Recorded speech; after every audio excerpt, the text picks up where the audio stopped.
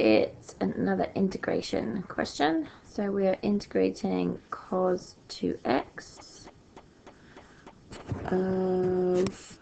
Okay, so let's find the integral first of cos. So, in case you have forgotten,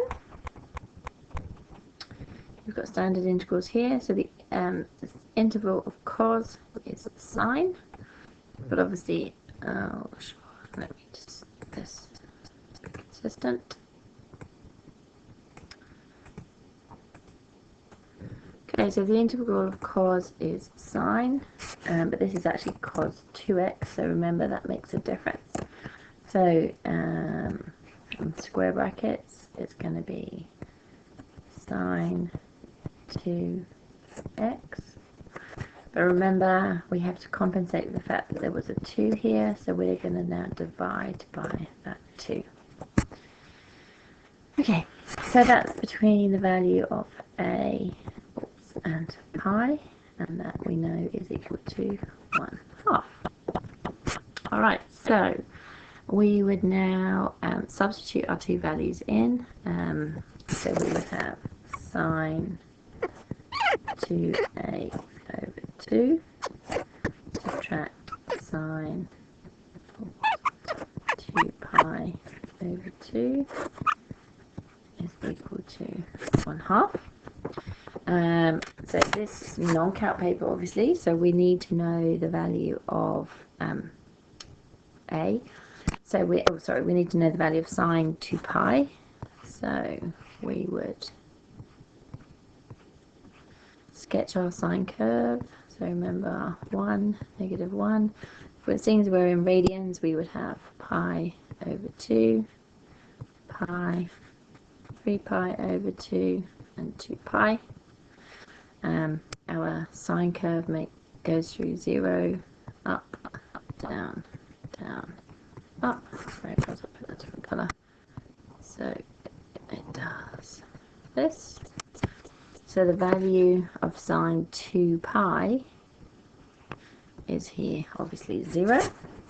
So we would then say that sine 2a over 2 subtract 0 equals 1/2. So sine 2a over 2 equals 1/2. Alright, so getting rid of our divide by 2 here, so this would obviously become multiplied by 2, so we've got sine 2a equals 1. So far, so good.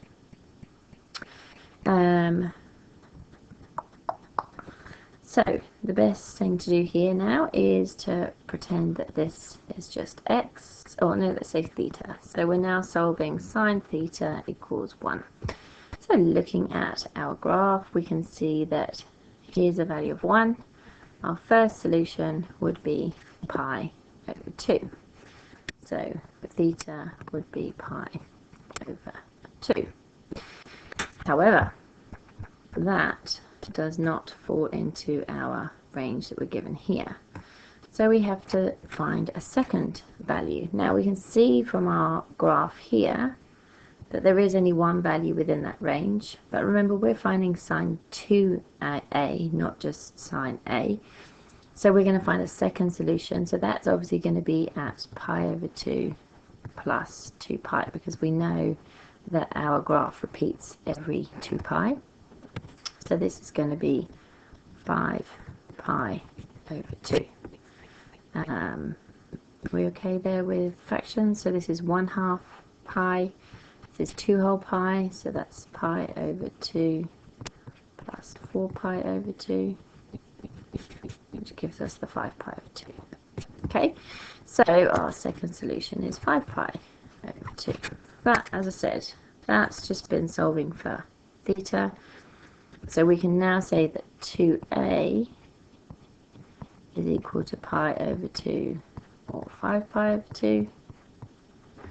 So a would be pi over 4 or 5 pi over 4. That's dividing both of these 2 by 2. This one is not in our range, so our value of a is 5 pi over 4.